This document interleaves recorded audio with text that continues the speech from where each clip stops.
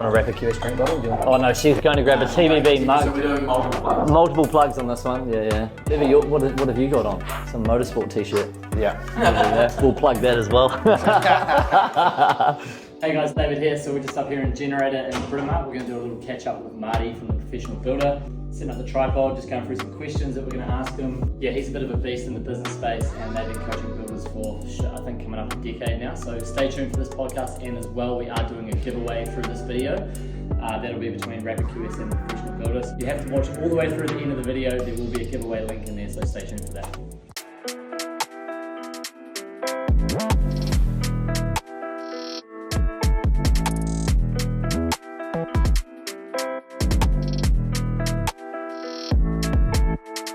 Hey, Marti Amos here from the Professional Builder. Ready to rock and roll? Yeah, nice. Thanks for tuning in, man. We've been talking for a little while now. I know I went on your podcast and you guys literally gave me the inspiration to start doing the podcasting. So you've got more experience than me, so thank you very much for being here. And yeah, awesome to do it in person, eh? Absolutely great to be here in the flesh. Cool, man. I know I was meant to be more prepared, but I only got you questions through at like 4:45 this morning or something. So yeah. It's good to see you up early. Yeah, that's not my normal wake up time. I try and stay in bed till 5 a.m. So yeah. Okay, so we'll just obviously topics we'll kind of cover a little about personal stuff for you. Be real interesting to talk about how you've gotten the Professional Builder to where you are today. I know our audience definitely love listening to people's like problems, pain points, how they solve problems, and just like overcoming adversities and shit. The construction industry is pretty rough, as you would imagine, with your clients. So yeah, start off with a bit of personal chat. Left school. Lucy. Come in, Luce. Lulu. It's good. It's good, man. It's happy. We'll leave it open a little bit. No stress. Sorry, It's very we were informal. filming, No, don't stress. Don't Don't stress. Brendan, you got some work to do there, man. So get into it. Yeah, that's cool. 3 minutes, 27. So a bit of personal chat if you want to start from when you left school, a couple of career paths that you've done. Yeah. You've been in a few businesses. So Cool. Yeah, so I grew up on Stewart Island, born and bred, 6 fingers, web feet. It's only 400 people down the bottom of New Zealand. Yeah. And then went to high school in Nelson, really enjoyed playing sport and was in a great class of people going through school. And then went to Otago University, did an honours, a master's, started doing a PhD in marketing and lectured on marketing at university.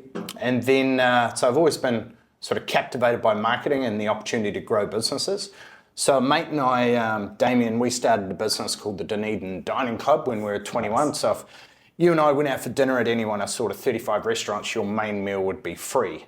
And he's now gone on to build a epic company called Allied Security. It's New Zealand's biggest biggest security company. Yeah. They do probably between 150 to 200 mil. They have 2,500 employees. Bought another company, started a security company in Canada. Bought another company in Australia. So it's great to see your mates excelling. And I figure that's a big thing, this mindset of who's further ahead that I can learn from and replicate what they've done. So we're big on masterminds and mentorships, and no matter what you want to get better at, there's someone who's done what you've done, want to do, achieve the results you want to get, and can shine a light on getting there faster, maybe in 12 months rather than 5 years trying to figure it out on your own. Yeah, that's why I'm emailing you at before 5 a.m, mate, because I want to be around you. So, Exactly. Yeah, I love it. Okay, so you did so that was essentially the hospitality game, and then how old were you when you kind of wrapped that one up? 23, 24, and then it was too cold in Dunedin. I didn't want to be a broke academic. So shifted to Auckland, and I was the marketing manager for Honda motorcycles for New Zealand, massive petrol head, and then country manager of Pirelli, so worked overseas, a lot of international business. And basically we established 2 distributors in New Zealand, so we had to get rid of Possum Bourne, get rid of the distributor. He was only selling around 3,500 tyres per month. Or per year actually, and he was mainly focused on his motorsport. So we established 2 distributors, interviewed them both, they submit a business plan, and then you choose which ones have got the right balance sheet, the right distribution strategies, the right retail network. And then we set about establishing the retail network throughout New Zealand, and then grew that into the #1 performing Pirelli country in the world. And so you learn a lot about structure, team, systems, hiring, and performance management and getting people to perform at their best. When you started at those companies, did you say you had like a lot of marketing experience, or did you learn a lot from that company and then kind of grow through it? Yeah, learned a lot through being in the corporate world. You learn, and being on management teams. I think that's one of the best things, is being around people with other intellectual horsepower who are at sort of the apex of business. And then entrepreneurship sort of puts that on steroids, because you've got to learn how to market, how to sell, how to bring a team on board, how to lead, how to manage, systemize numbers, financials, etc. So I think it really is sort of the melting pot for personal development. Yeah, so many different hats, Yeah. Absolutely. Okay, so then when was like your sort of start point for TPB, and how did you go from how did you find the niche from obviously tires and hospitality into construction? So I bought a Action Coach business coaching franchise. And I'd had a lot of businesses myself, like a self-defense company. We taught hand-to-hand combat, a cleaning business, a pet business, a pet store, a wholesaling company, an insurance company, a mortgage broking business, etc., etc. So I bought a Action Coach franchise because I wanted to get all the day-to-day tactics that could help me run my own businesses better. And I just found that, we really enjoyed coaching and helping people, and I've previously been in education. I love learning, like what works best and how can I get better results by implementing what someone else is working on. So about probably about 3 or 4 years into the Action Coaching franchise that we bought 20 years ago, we were getting a lot of builders, and we started to help them. They were typically great at building great projects and doing great work, and they just needed a bit of a hand and point in the right direction to build great businesses, because they're two very different skill sets. And so we were having great success, because typically there's average dollar sale, there's big average dollar sale, big projects. They're not don't have great clarity on their numbers. And we found that by putting the right models, systems, processes, and then the one-on-one coaching, the holding people accountable each month, we saw massive acceleration of the building company owners that we had on our program get great results, and it sort of became a natural point. Niche to move into. Why not we're getting great results with builders, why not just focus on them? So then we started the Professional Builder. We've been coaching builders for 19 years now, and we started TPB formally probably 10 years ago. Yeah, and was it just you yourself that started TPB off, just yourself? So it was myself, a PA, ironically now things have come full circle. She's called Lucy as well. So my office manager now is Lucy, and my office manager 10 years ago was Lucy, and Owen. And Owen has become a business partner. So he joined 10 years ago as a fresh out of uni, and he'd been a professional water polo player. Does he? Didn't know that. Played for New Zealand, played all over the world, and he's an elite athlete. Yeah, he's got the rig for it, that's for sure. Yeah, absolutely. So brought him on board, and now we've grown from 3 people to, I think we've got 28 or 29 on the team, and just focused on how do we help builders win faster. I'll skip 9 questions, because that was a question I had down below. How did you come across Owen, and what did he bring to the table that you didn't have, that you saw he had? So, because partnerships are really important in building, and you would see there's a lot of business side and builder partnerships.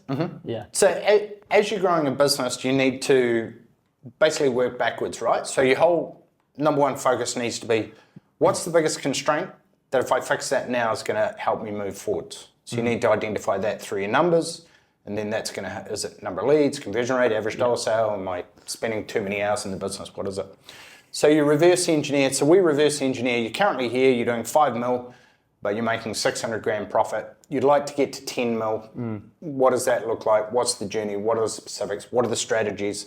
And where are the gaps? So what's lowest in terms of your conversion rate? Is it your number of leads, your average dollar sale, your gross margin, or your conversion rate? Right? And then we help you to identify what strategies are going to move the needle the most. Because I think as builders, it's easy to get overwhelmed, and as business owners, we've got so much shit that we could do. Yeah, it's crazy. How do we distill it down to the 1 or 2 key things that are going to move the needle right now for your situation? Like the 1%ers in the business, the things that are going to bring in the most revenue, really. Exactly. Well, revenue and profit.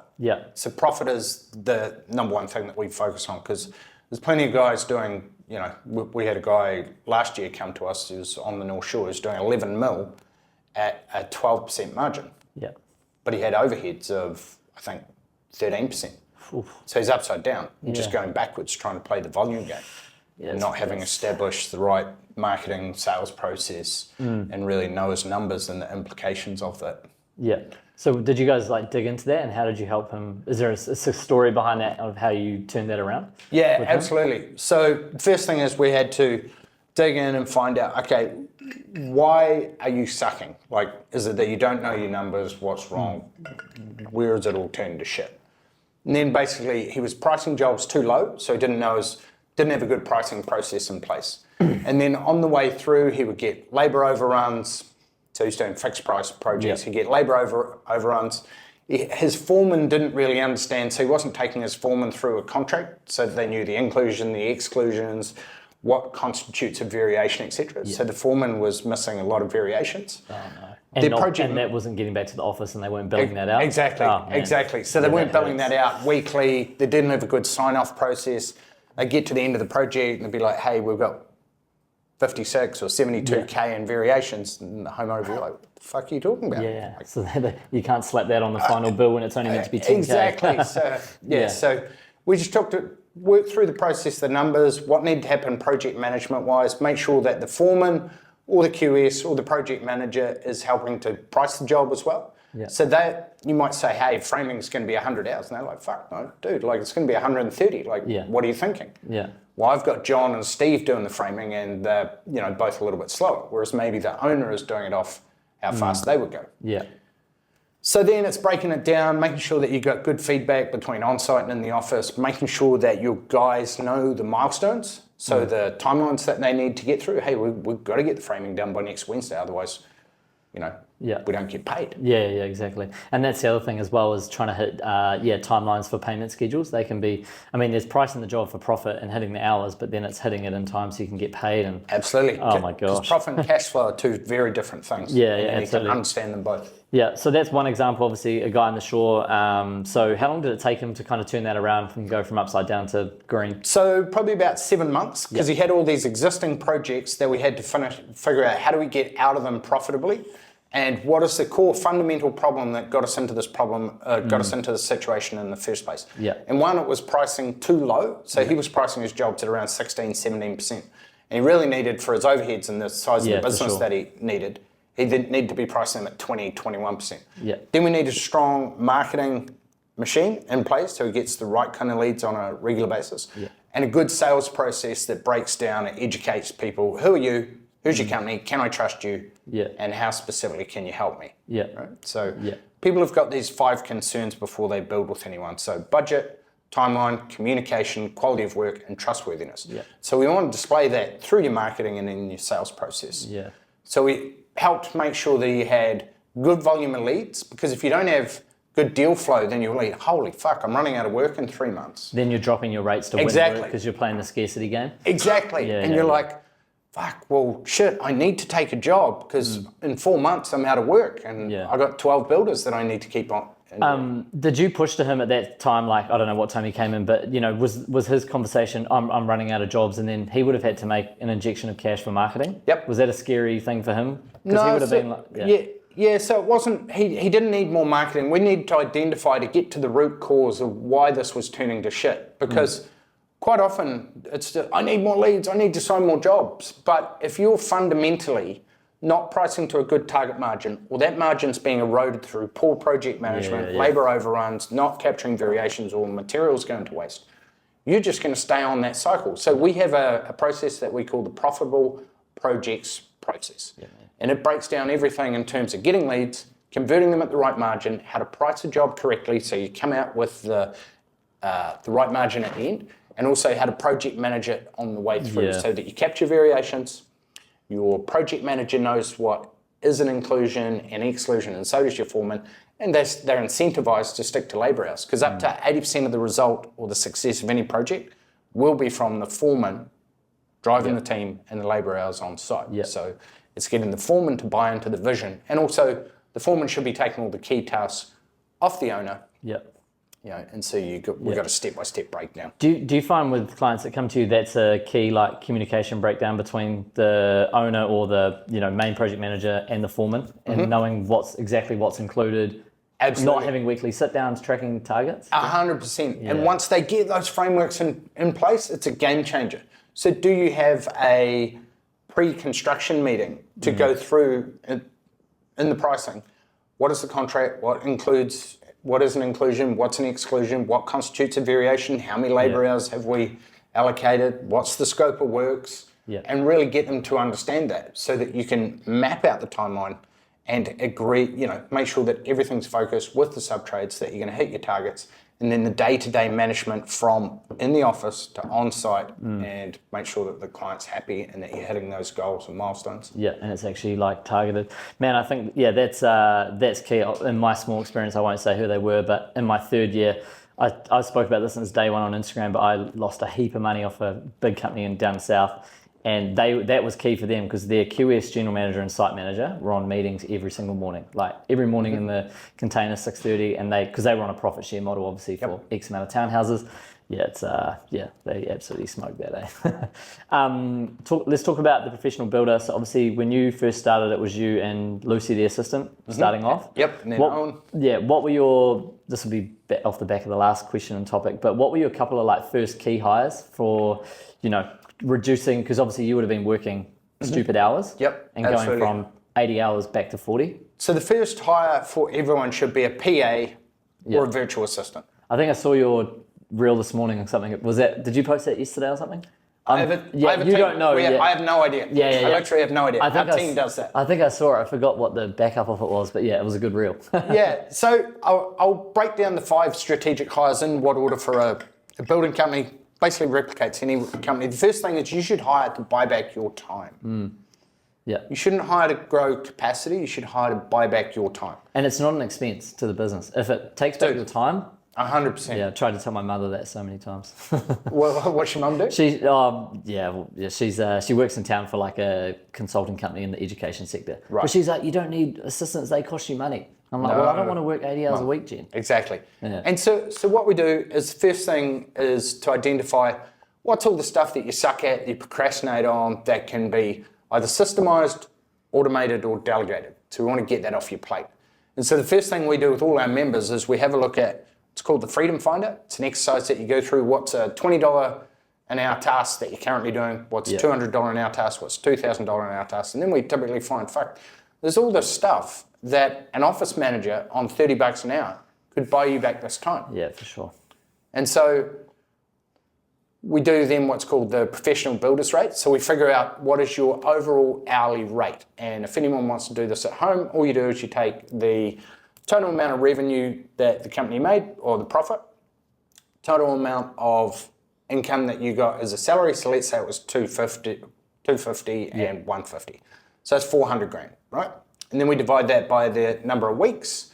So if you're working 50 weeks, to make the maths easy, that's eight grand a week. And then we break that down. How many hours are you working? If you're doing 80 hours, make the maths simple, then you've got a PBR of $100 an hour. So everything below $100 an hour, you should look to delegate and get off your plate by doing a stop doing list. Yeah, for sure. So what's all the things that you suck at, you procrastinate on, or you don't like doing? And then we're going to hire either a virtual.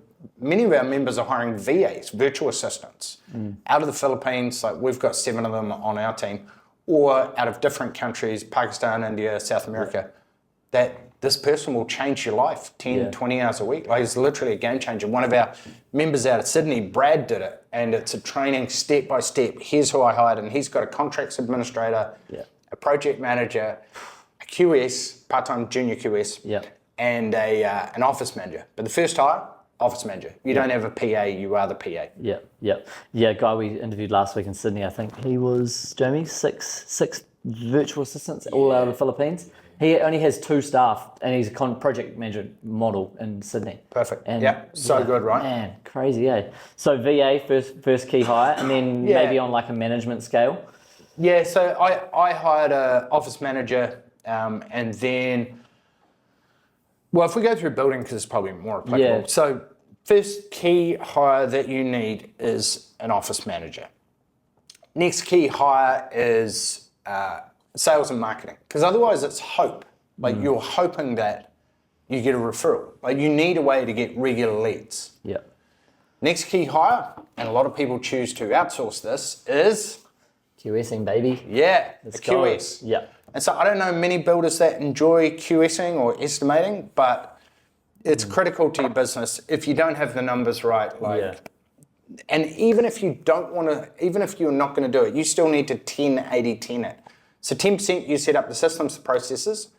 Someone else, whether it's a junior QS or an outsourced QS, does all the QSing, estimating. Yeah. And then you review it with your checklist and you back cost in real time. You control that work in progress as you're going through it. And then you know, cool, for the next project that we're going to price on the framing, we underestimated by 25%. So either we need to put a couple of different guys on the framing or look at a different way to do the framing or include 25% more labour hours. Yeah, exactly. Yeah, I think those ones are key, and that's what we tell everyone. We'll do 80%. You know, we specifically put do not use this for fixed price because I don't know your business as well as you do. We'll do 80 to 90% of the grunt work, but I do need someone to go through and review those numbers. Exactly. And typically we say work with a QS over 5 projects to get really dialed in so that they know your team, your labour hours by stage, your skill set. So it's almost like you're doing, labour recipes together. Yeah. To get dialed in. For sure. Because target should be to get within 5% of labour hours per stage. Yeah. Yeah, true. Yeah. Foundation stage, framing stage, roof on. Cladding. Yeah, exactly. Okay, so the couple key hires, VA or office assistant, looking at a QS, and then sales and marketing. Yep, and then so you got regular deal flow and you have a good sales process to convert. Then a project manager. So it might be that you upskill a foreman, you upskill a builder, but you want someone to take over the day-to-day project management. Yeah. And then the last hire that we say, the 5th hire, is a clone of you, so that's your general manager. So we probably have about 25 to 30 members out of all our members that have general managers. Okay. Is Owen your general manager? Yep. So Owen's our general manager. Yep. And then below him we had a head of customer success, a head of marketing, and a head of sales. And so of our 28 people, they're apportioned roughly 11 people in customer success. So we have 6 coaches. And then we have, I think we've got 9 in marketing and then 8 in sales. Crazy. So when you say, customer service is a big one, on roughly, if a client of yours reaches out on a Tuesday morning at 9 o'clock, when do you guys aim to get back to them? Do you guys have like a rule within the company? Yeah, well, we have a 24-hour minimum. Yeah. But the good thing is that we're across every time zone. Yeah, true. So we have team members in New Zealand, Australia, Philippines, so there's no excuses USA, Canada, and it'll pop up, hey, a ticket has been raised with the help desk or someone's called or whatever. And then they'll be sitting in Slack so everyone can see it. And so the customer success team, oh, well, cool, hey, let's jump on the phone. Let's get this sorted. What's the challenge that you have? Yeah, no. What project management software do you guys use to track all that? Slack? So we use Slack for tracking communication and so forth. Yeah. We use Asana for doing projects. So we also use Google Doc as well. Yeah. And then for project management software, lots of our members are using Buildertrend, Co-Construct, Contractor Foreman, and then some of the pricing software like BuilderPrice and BuildExact has some project management built into it. Before we move to the next question, what would you say, what do you think is the best one for builders to use? There was a few there. For project management, I would say Buildertrend. Yeah. But typically, Buildertrend with some sort of pricing that works best for you, whether it's BuildExact, or BuilderPrice or whatever. Yeah, because a lot of people ask us, they use all these different systems, but essentially we price all our stuff off Excel and you can export all your stuff into Excel. So it makes it super easy.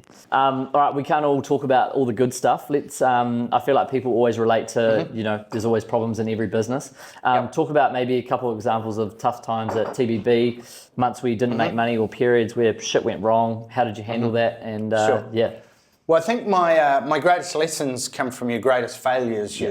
Like anyone can charter a ship in the port. Yeah. But it's when it leaves the harbour and experiences rough seas that separates the good captains or good navigators from the average. Yeah.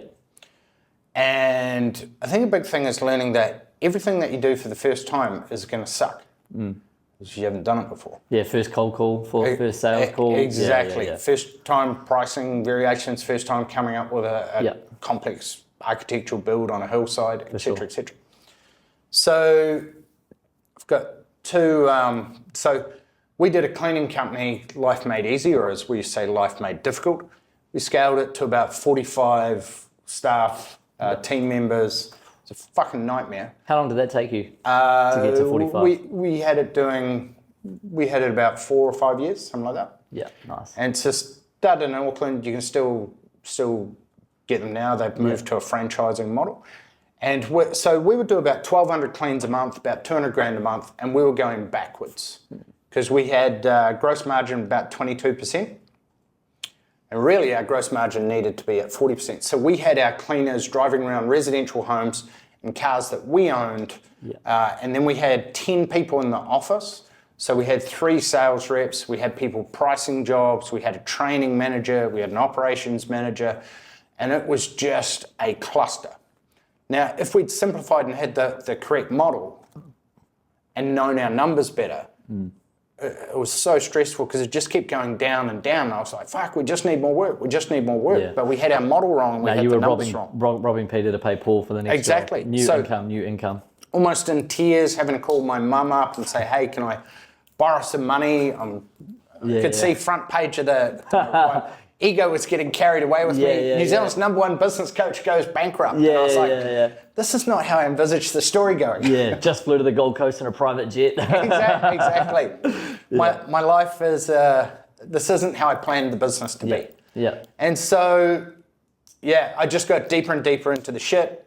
We had an overdraft, owed about 320K, I think, at that stage. Oof. Yeah. Very stressful. 2 young kids, so I'm married. I got 2 boys, 9 and 12. But that stage, they would have been like 18 months and 3 or 4. And so this is about 7 or 8 years ago.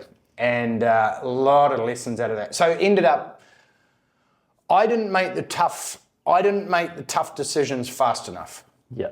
And we got deeper and deeper into the shit. And my dad mortgaged his house. And loaned me, I think he loaned me like 75K.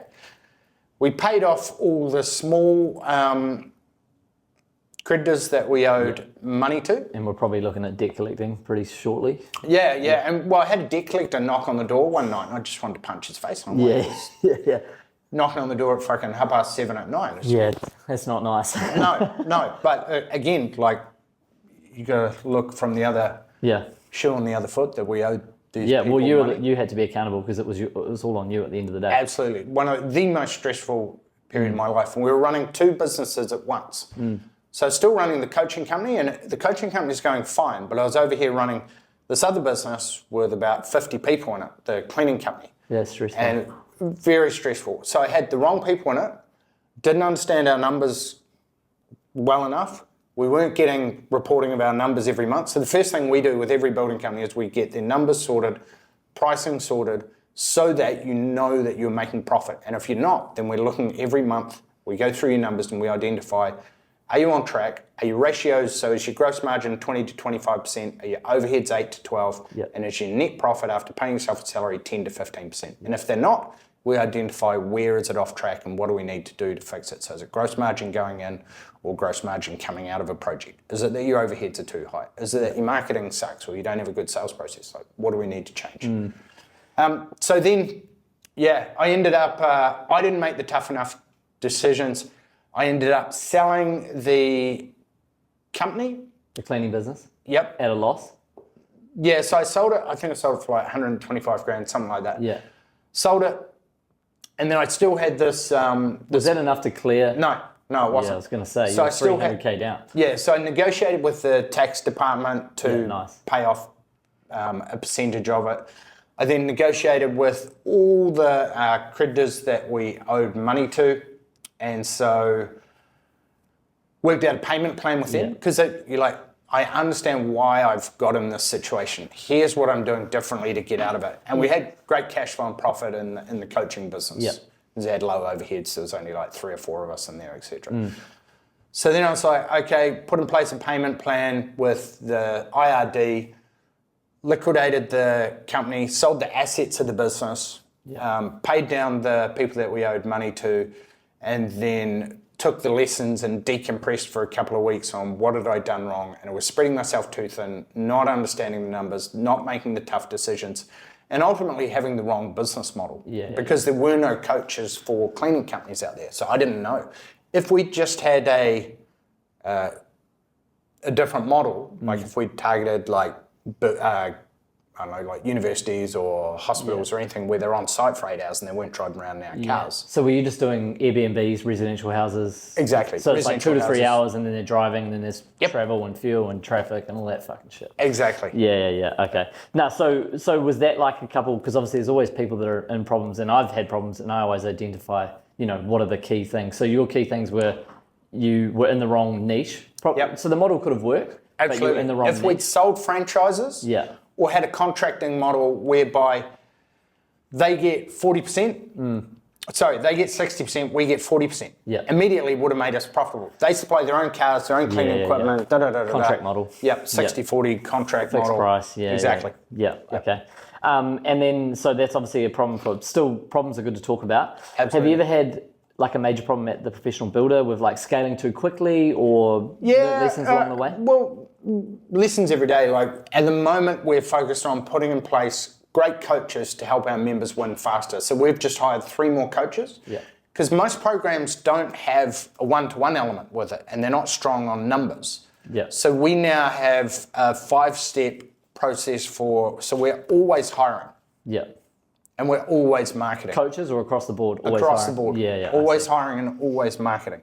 So we spend about $100,000 a month plus on marketing. And hiring, we've just hired these 3 new coaches over the last sort of 4 months. So 5 steps really. Recruitment. So we're now on LinkedIn, Facebook, Indeed, Seek. We do Facebook funnels. We put a referral fee out there. So builders should do this as well. So hey, if you can find me a great foreman or a great builder, whatever you're after, whatever you're after, dedicated apprentice, exactly. We'll pay you $2,000. Nice. And so we'll pay you $1,000 when they start, and then after 90 days, we'll pay you the other $1,000 if they're still with us. And then the next key part is, so that's on the recruiting. You want to 10x that so that you get 20, 30, 40 great potential hires. I see. Rather than have 2 or 3 good ones and you're desperate to take them. So you're using that same model from sales and marketing. Exactly. You want 30 leads and you want 30 potential leads. Exactly. So same thing with what we do for all our members is we're going to help you build out a funnel, a process and a sales process to get clients.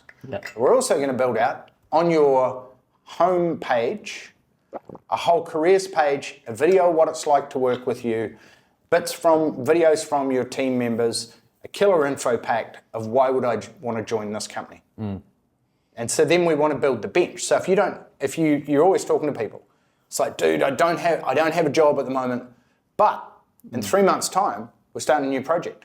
And I'd love to have you on board for that. Hey, are you comfortable still working at the company you're at for the next 90 days? Interesting, how are you finding good coaches? Do they need qualifications? What do you look for when you're hiring coaches? So, past experience. So Cole had come from running a gym, a CrossFit gym. He had his own business. Kevin, our accountability coach, one of our accountability coaches, so we just hired another accountability coach. He had built and sold his own exporting business and done it to a good level. So I find previous business owners the best because they've experienced the pains, the trauma, what you go through as a business owner. More mature probably across the board. Exactly. And Carla had her own business. She was an architect, had her own architecture business. She's an absolute weapon. And so she's from Canada, from Vancouver. Nice. And so previous business owners, they know the pain, the seriousness of not knowing your numbers, systemizing, getting yourself up out of the day-to-day. And then we train them in our systems and processes. So we drill our coaches. We train them every day. There's like a coach's university. And no matter what you're in, like same with our salespeople, there's stuff that they need to know in the company. So vision, values, where we're going, what's our ideology. On the program, so everything around knowing your numbers, pricing, sales, marketing, leadership, team, on-site systems, office systems. And then in their particular role, so they get coached on how to hold people accountable, how to have uncomfortable questions, how to, so if we can't answer it, we'll connect you with either a resource, a template, or a person who's done what you want to do. So it might be another coach, might be a builder, might be our marketing manager, for example. Interesting. Do you ever have, I don't even want to use the word kickback, but builders coming to you and saying, hey, these coaches don't have building experience? Like, is they all still relatable? Not really, because we're not trying to be builders though, yeah. No. You're doing the business side, yeah. Exactly. We're not teaching you how to build a house or anything on that. Yeah. And we won't profess to know something that we can't. Yeah, exactly. But in our community of over 1,000 building company owners, there will be someone who's solved the exact same problem that you have, whether it's contract administration or capturing variations or hiring a foreman or whatever. Yeah. That has solved this. In fact, there'll probably be 20 guys. And because we run weekly training sessions, one-on-one sessions, etc., we'll just connect you with that person. Or you can go and watch a 45-minute training and get all the templates, resources exactly on how to do it, and then reach out to that person. Yep. No, that's cool. Just wanted to ask you that one. How do you kind of split your roles at the moment of what you're doing at the business? Obviously, you've got Owen in as a general manager. Like, what do you specifically look after? What does Owen look after? And how did you guys kind of, was that just, I'm good at this, I like doing this, and I don't want to do that? Well, you've got to look at what the business requires. So that's one of the first things. You can't abdicate. Yeah. You need to delegate. So you need to put systems and process in place. So Owen looks after the day-to-day. Yeah. So Owen looks after today, I look after tomorrow. I see. Yeah. Okay. So I do everything with joint venture partners. Just finished writing a book, The Profitable Builders Playbook. Nice. And we'll be, goes through everything that you need, case studies, breaking down how to price a project, how to build your team, sales and marketing, so you get booked out 6 to 12 months in advance, team and systems so that you have the right systems in the office and on site, and then numbers and pricing so your bank account grows each month, you have great cash flow and you price jobs at the right What motivated you to do a book? You're going to be an author now. Yeah, so I guess 19 years of doing this, and it's like, well, we've got seen all the problems and struggles, and if we can break this into as many formats as possible, from a book to an Audible to a podcast to everything, and just help people realize that you don't have to struggle through. There is a faster way, and if you're unsure about a particular area, go and look into that area, and here's a playbook on how to do it. When's the book coming out? 2 months' time. So what are we now? March? Yeah. So May. And how long in the making has that been? Fucking forever. 19 years. Yeah, 19 years and 2.5 years worth of writing. Yeah, nice. Yeah. No, that's cool. Let's talk on the topic of like market trends at the moment. Obviously a big kind of topic now. We personally see at RapidQS is Auckland's like taking a real big hit on workload at the moment. You have builders all over the place, not just Auckland obviously. Any feedback on guys that you're working with, how they're seeing things, etc.? Yep, so the guys who are winning are the guys who've put in place sales and marketing machine. Yeah. So they're booked out 6, 12, 18 months in advance with profitable So they're just work. riding through this at the moment. Exactly. Yeah. Hey Dave, sorry, this is off. I assume you want this rolling. Yeah, ideally. We've still got all. Get Lucy, we've still got all ours, but that's okay. That iPhone's still going, so. Maybe battery status, so I just sort of. No stress. We can hold fire if you want. Oh, you got to press the power touch key. High tech around here.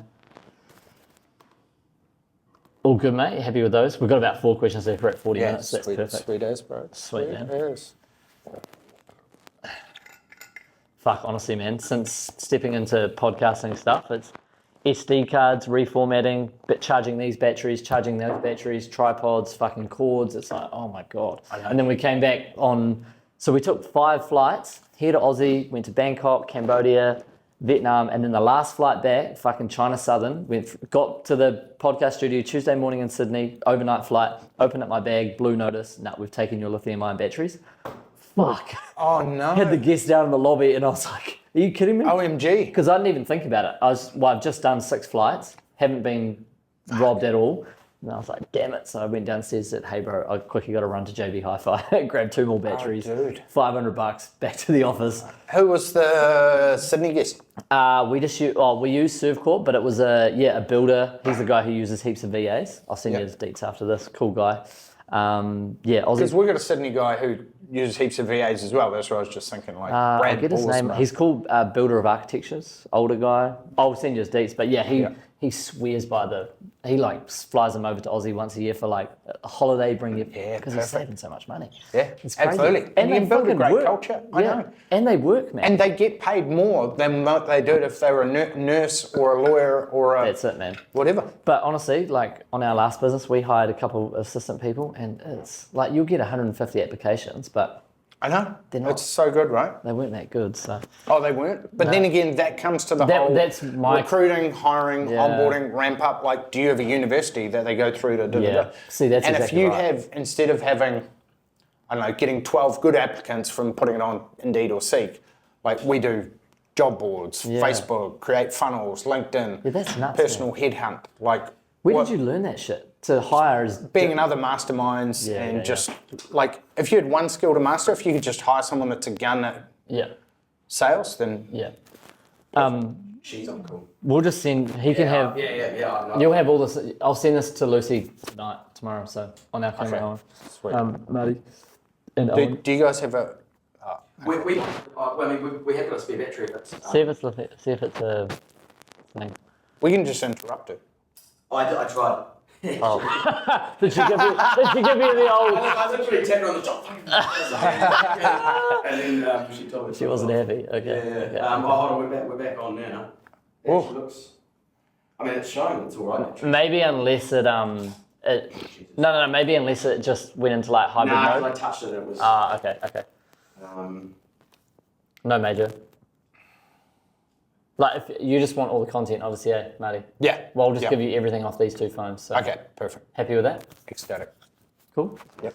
All right. Jamie, no stress. I'll give him 2 angles on this, so it's fine. Cool. I think market trends. So at the moment, obviously, we're seeing quite a bit of a tough time of Auckland builders, some in Wellington. Queenstown still seems to be busy. Australia's pretty good. Give us your feedback on where your clients are, what's happening with your clients. The people who are winning are the people who have built a machine. They've built a client acquisition machine. So they've run marketing constantly. They have a killer 10-step sales process that educates, nurtures, and qualifies people whether they're a good fit or not. If you don't have a sales and marketing machine in place, then you're leaving your business to hope. Yeah. And hoping that you get a referral. And hope is never a good strategy. Yeah. Like, I'd much rather have 10, 20, 30 leads a week or per month coming in, be able to filter them and improve my process than hope that I get some leads. So the people who win are the people who treat it like a business, learn the best sales and marketing strategy. And that's what because we've got just under 1,000 builders in our community. So we're finding out what works best right now. And then we interview our members on that and put that into the community. So whether it's the Facebook quick grab strategy, we had a marketing challenge that we ran for 3 days just last week with, I think we had 130 people on it, and just best practice. Here it is, plug and play, go and do this. But you can either think the sky's falling and oh shit, or you can think, fuck, I've got this problem. Where can I find some quick plug and play solutions, and how do I make sure that I don't get in this situation again by building a sales and marketing machine. Yeah. Is that like something that you guys offer within your company? Obviously, like content guy, you look at algorithm strategies, what's popping, what's not? Absolutely. Yeah. Absolutely. So we help you build out your sales and marketing machine. Nice. And then another question on that topic. So guys that come to you, how many leads are they roughly generating a month? And then 6 months down the track, do you guys have a target number of what you should be generating?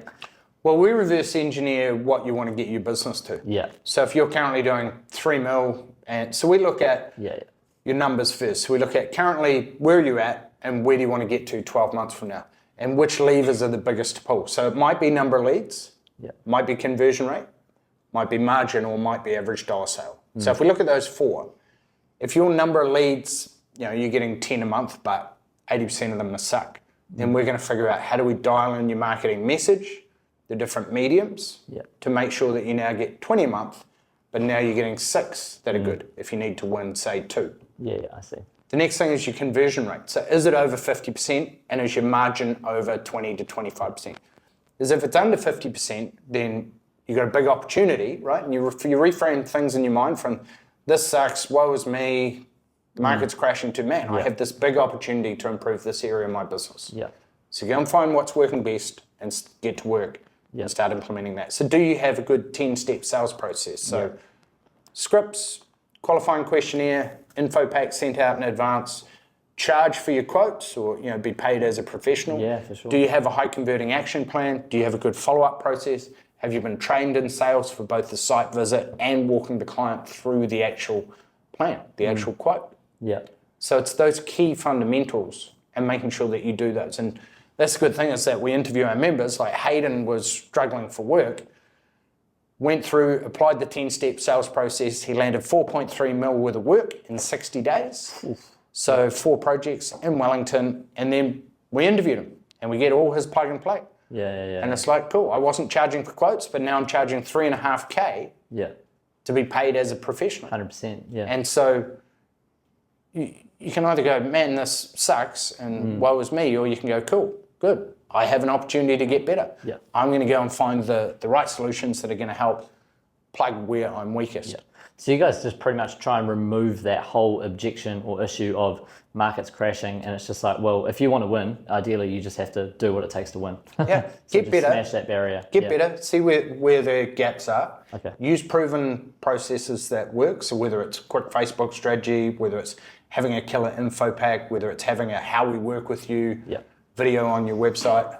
And it all comes back to numbers. So you're looking at your numbers every month. Number of leads, conversion rate, average dollar sale, and margin. Yeah. Last two questions. One of them we might have covered in a few other things. Obviously, you're big on delegation. How do you, personally, how do you manage your time? And do you do like sort of time audits, weekly, monthly, and think, shit, I need another hire, or I'm not doing enough? Absolutely. So we reverse engineer what we call your business maturity date. So we look at, cool, who do I need to hire and when? So if I am doing too much time training the sales team, right, then I know we need to hire a sales manager. Yeah.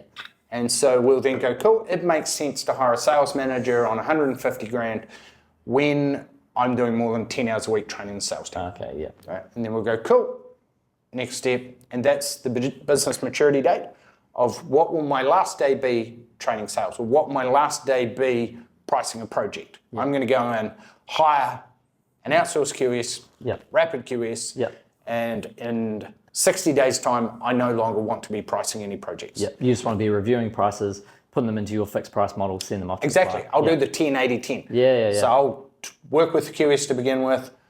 They'll do the 80% of the work, and then I'll work with them on the back costing and working out, are we hitting our 5% labour hours? How close are we getting overall? Yeah, cool. Just on that for us, two personal questions. Mm-hmm. What do you see the main problems when builders come to you are? Is it sales and marketing? Is it pricing? Is it management? What's like the number one problem that they complain about or come to you with?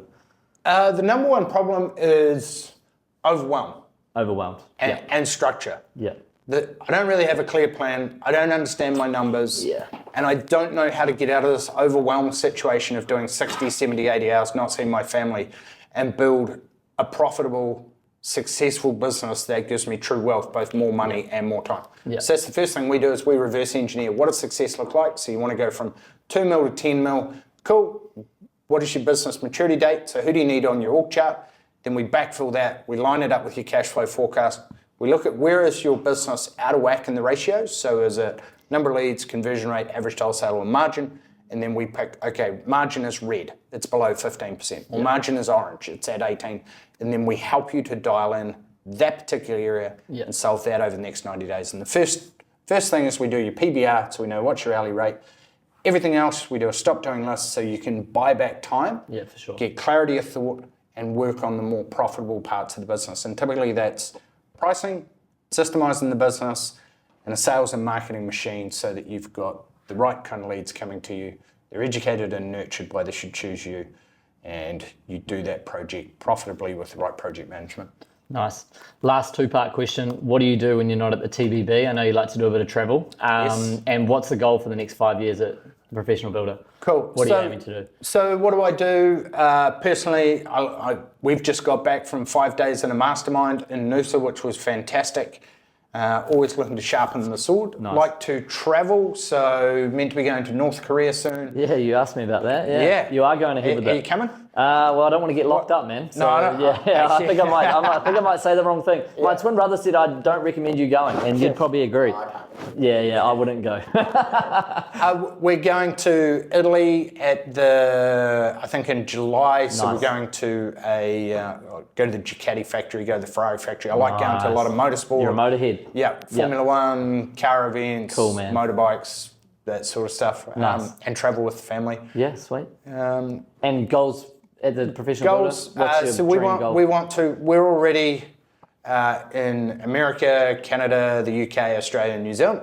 We want to grow the company 10x it to 100 mil. Yeah. And we want to have a private equity business that we take a share in our members who are going hard, who want to scale. So if you're at 10 mil and you want to grow to 50, cool, we'll partner with you and we will help you get there quicker with our board and our management team included in place. So we'll be looking to do that next year. Nice. Yep. Last question, sorry, you just brought up a good point. So obviously, I want to do big things at RapidQS. What made you push your biggest, what made you see the opportunity in overseas? And was there like a specific moment or a call or a message where you thought, fuck, I need to really hone in and go hard? Yeah, so the first part in the overseas was we started getting referrals from our Kiwi builders that have mates in Australia. Yep. And we're like, well, we'll talk to them. It's the same process to build a business, regardless of what country you're in. You still need leads, convert them into a project, do it profitably, build a team, and lead them. And so we started getting quite a few members in Australia, and then we ran some events in Australia on the Gold Coast, and then we started building a team in the US, and now we've got 9 team members in the US and Canada, and it's just grown from there. And then we started marketing into the US, typically online, and now we're going to do a roadshow throughout New Zealand, Australia, and the US with our partners for the book, and then throughout this year. And then we're going to start running local events, local seminars every month in each of those countries. Nice. That's cool, man. Hopefully RapidQS can come on the back of that as well. Absolutely. Let's go. Sweet, man. All right. Hey, thanks very much for your time, man. That was 50 minutes. Awesome. We will do a little giveaway thing through this. We'll chat with Owen after this. So, thanks, man. Much appreciated. Awesome. Appreciate you, bro. Legend, Marty. Cheers.